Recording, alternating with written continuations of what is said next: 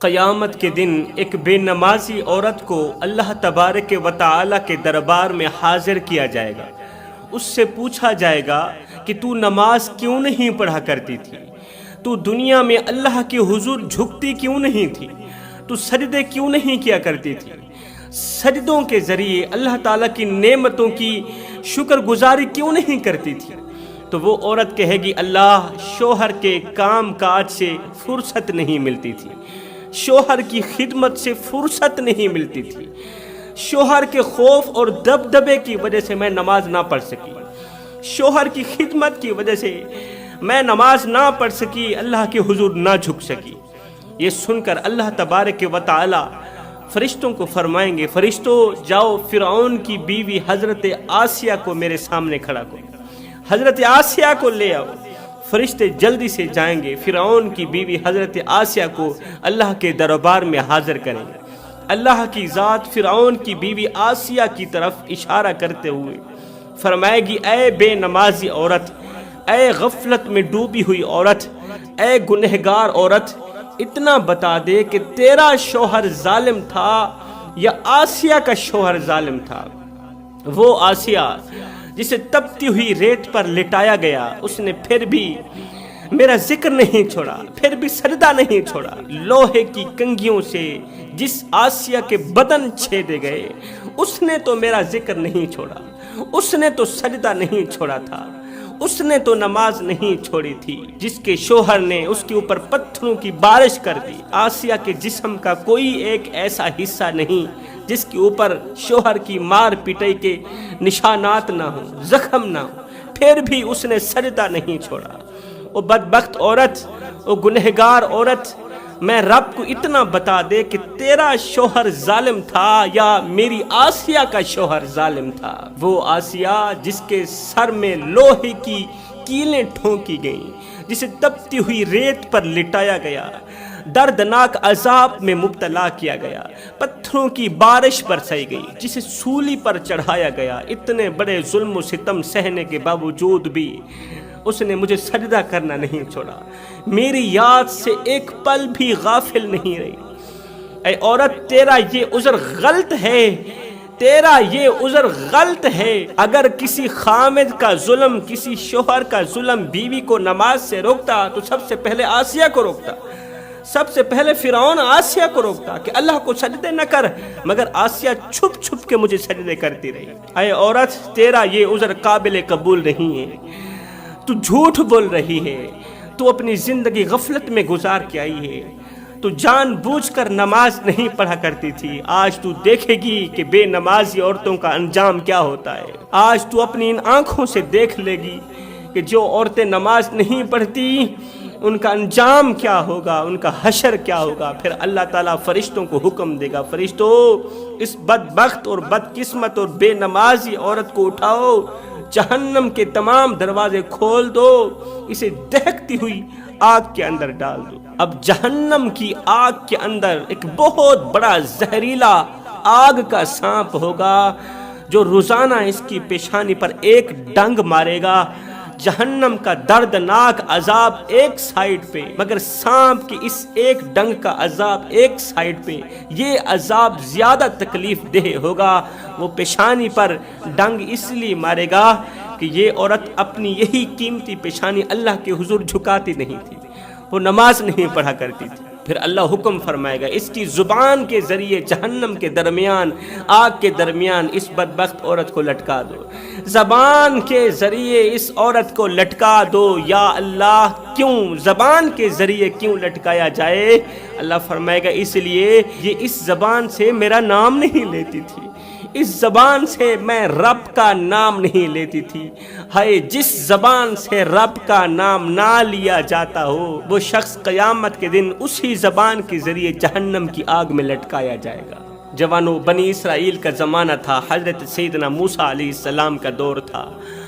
آپ کے دور میں ایک خوبصورت عورت کا انتقال ہوا، ایک خوبصورت عورت مر گئی، اس دنیا فانی سے رخصت ہو گئی۔ غسل کفن دینے کے بعد اسے مٹی کے سپرد کر دیا گیا، اسے خاک میں ملایا گیا، اس کا موٹا تازہ بدن خاک میں مل گیا۔ قبر کی خاک مٹھی میں لیے سوچتا ہوں کہ جو لوگ مر جاتے ہیں ان کے اندر کا تکبر کہاں جاتا ہے، جو لوگ مر جاتے ہیں ان کا موٹا تازہ بدن کہاں جاتا ہے، اس کا حسن کہاں جاتا ہے۔ اس خوبصورت عورت کو مٹی کے اندر دفن کر دیا گیا، خاک میں ملا دیا گیا۔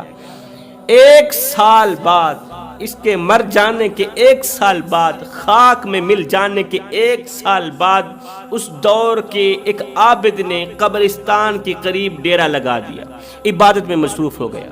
قبرستان کے بالکل قریب عبادت گزار نے اپنا عبادت خانہ بنایا اور عبادت میں مصروف ہو گیا۔ یہ عبادت گزار دن کو روزہ رکھتا، پوری رات قیام میں گزارتا، پوری رات عبادت میں گزارتا۔ اب عبادت کرتے کرتے ہی، اللہ کا نام لیتے ہی اس کی آنکھ لگتی، نیند آ جاتی۔ پھر جیسے ہی نیند سے بیدار ہوتا تو فوراً اللہ کے ذکر میں مشغول ہو جاتا تھا۔ یہ اس کی عادت بنی ہوئی تھی، اس کا معمول تھا۔ ایک دن یہ اپنے معمول کے مطابق عبادت کرتے کرتے، اللہ کا نام لیتے لیتے، اللہ کا ذکر کرتے کرتے اس کی آنکھ لگی، نیند آ گئی۔ اب خواب کی دنیا میں اس نے قبرستان کے مردوں کو روتے ہوئے دیکھا۔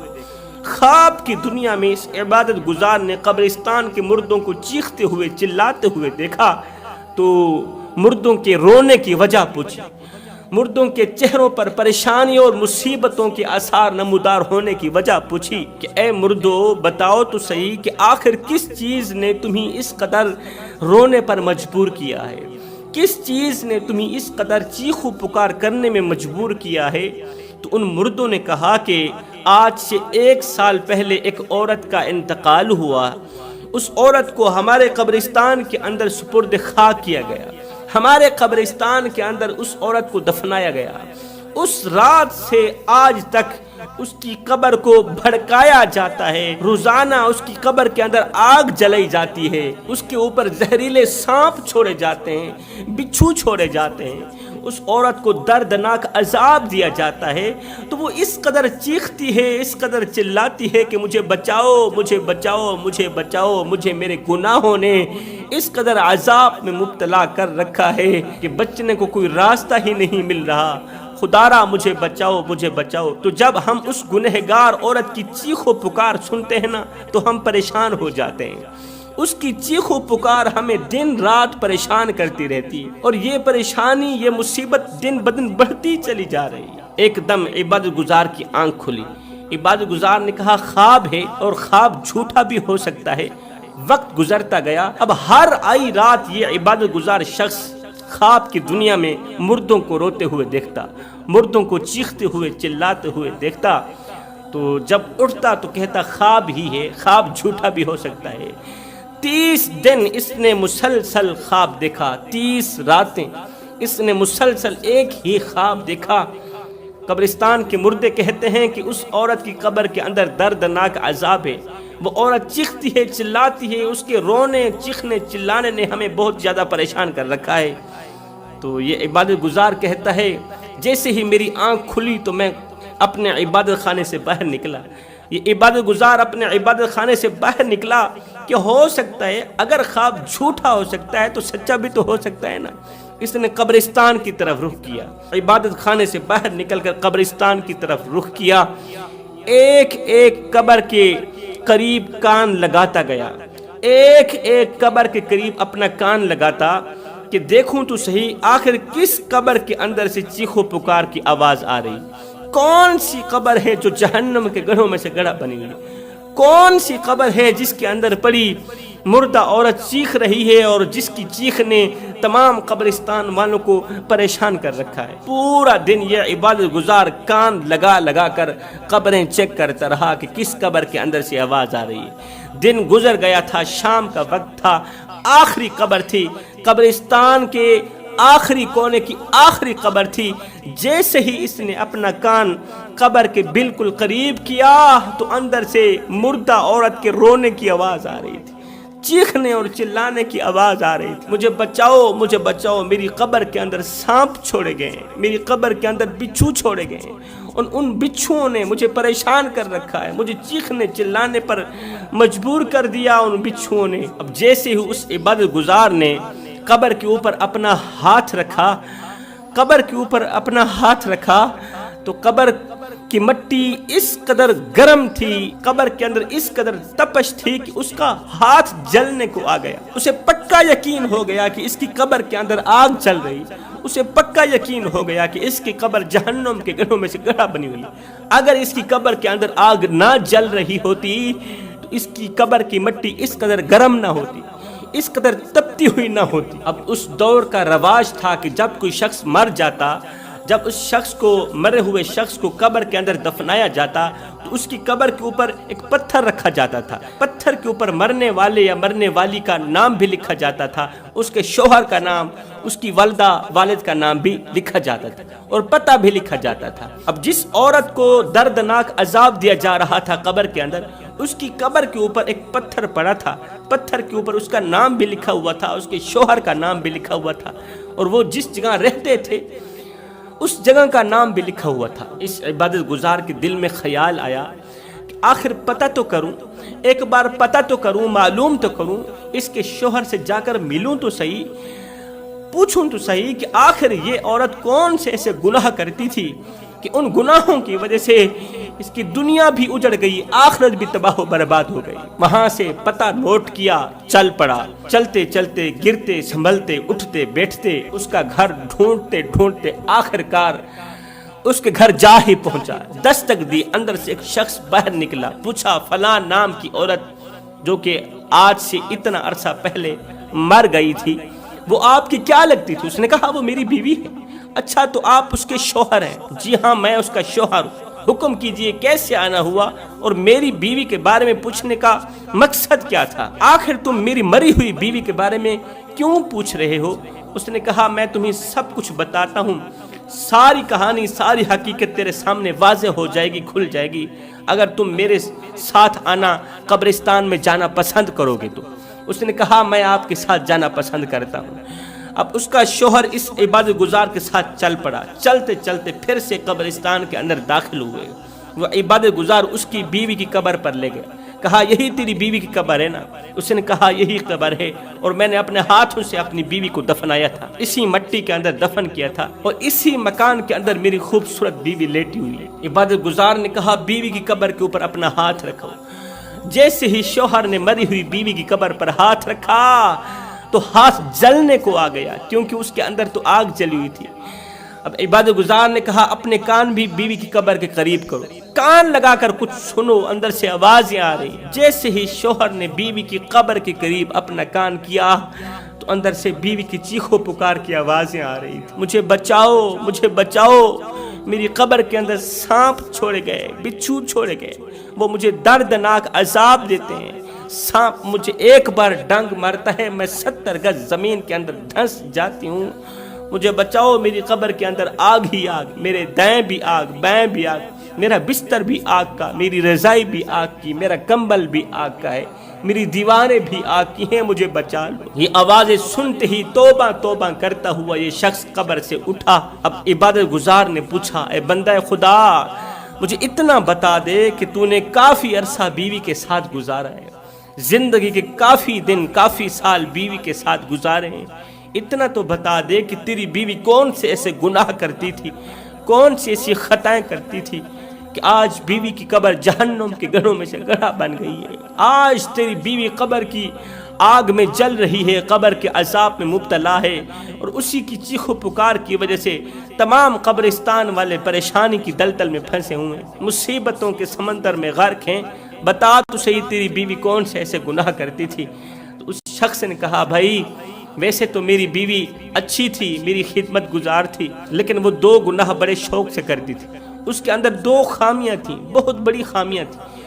پہلی خامی تو یہ تھی کہ میری بیوی طوائف تھی، وہ ناچنے والی تھی، خود کو ناچتا ہوا دکھا کر، اپنا خوبصورت جسم دکھا کر جوانوں کے اندر کی نفسانی خواہشات ابھارتی تھی، انہی گناہوں پر مبتلا کرتی تھی، گناہوں کے لیے ابھارتی تھی۔ یہ طوائف تھی، رقص کرتی تھی، ناچتی تھی، غیر محرم مردوں کے سامنے بالوں کو سوار کر پیروں میں گھنگرو باندھ کے ناچتی تھی۔ پیروں میں گھنگرو باندھ کے ناچنا اس کا مشغلہ تھا، اس کا کاروبار تھا، اور جب جب میں ایسے کہتا کہ ادھر سے تو گناہ کر کے آتی ہے، تیرا حق بنتا ہے گھر میں نماز پڑھا کر، پھر توبہ کیا کر کہ اللہ تعالیٰ تیرا آج کا گناہ معاف کر دے، تو یہ بدبخت نماز بھی نہیں پڑھتی تھی، یہ اللہ کے حضور اپنا سر جھکانا پسند نہیں کرتی تھی، اللہ کے حضور اپنی پیشانی جھکانا پسند نہیں کرتی، اللہ کے حضور اپنا قیمتی سر، قیمتی پیشانی جھکانا پسند نہیں کرتی تھی۔ ایک دن یہ کہیں رقص کرنے کے لیے گئی ہوئی تھی، اس کا ننگا بدن تھا، برہنہ بدن تھا، برہنہ جسم تھا، طوائف ناچنے کے لیے کہیں گئی ہوئی تھی، مجلس لگی ہوئی تھی، لوگ شراب و کباب پہ مصروف تھے اور میری بیوی ناچ رہی تھی۔ ناچتے ناچتے، ناچنے کے دوران ہی، گناہ کے دوران ہی، رقص کرنے کے دوران ہی موت کے فرشتے نے حملہ کیا، مالک الموت نے حملہ کیا، اس کی روح نکال کر چلا گیا۔ یہ گناہ کے دوران ہی مر گئی تھی، گناہ کے دوران ہی اس کی روح نکل گئی تھی، اسے توبہ کی توفیق نہ مل سکی، ایک سجدہ کرنے کی توفیق بھی نہ مل سکی۔ سجدوں کی توفیق ملنا بھی اللہ کی نعمتوں میں سے ایک نعمت ہے، ورنہ جن سے یہ توفیق چھین لی جاتی ہے نا، پھر نہ وہ دنیا کے رہتے ہیں اور نہ ہی وہ آخرت کے رہتے ہیں۔ پہلا گناہ یہ غیر محرم مردوں کے سامنے کھلے بالوں سے، پیروں میں گھنگرو باندھ کے برہنہ جسم لے کر ناچتی تھی، اور دوسرا گناہ اللہ کے حضور جھکتی نہیں تھی، دوسرا گناہ نماز نہیں پڑھتی تھی۔ دن میں 5 ٹائم نماز پڑھنے کی اپنی عادت بنا لو جوانو، صرف یہ سوچ کر کے کہ ہو سکتا ہے یہ اذان تمہاری زندگی کی آخری اذان ہو سکتا ہے یہ نماز تمہاری زندگی کی آخری نماز ہو۔ کتنے لوگ تھے جو کہتے تھے آج کا دن گزر جائے کل کے دن توبہ کریں گے، یہ سال گزر جائے اگلے سال توبہ کریں گے، 5 سال کی گزر جانے کے بعد توبہ کریں گے، جب ڈیوٹی سے فارغ ہوں گے، نوکری سے فارغ ہوں گے تب توبہ کریں گے، جب جوانی ڈھل جائے گی، بڑھاپا آ جائے گا تب توبہ کریں گے، جب جوانی کا سورج غروب ہو جائے گا، بڑھاپے کا سورج طلوع ہوگا نا، تب ہم توبہ کریں گے۔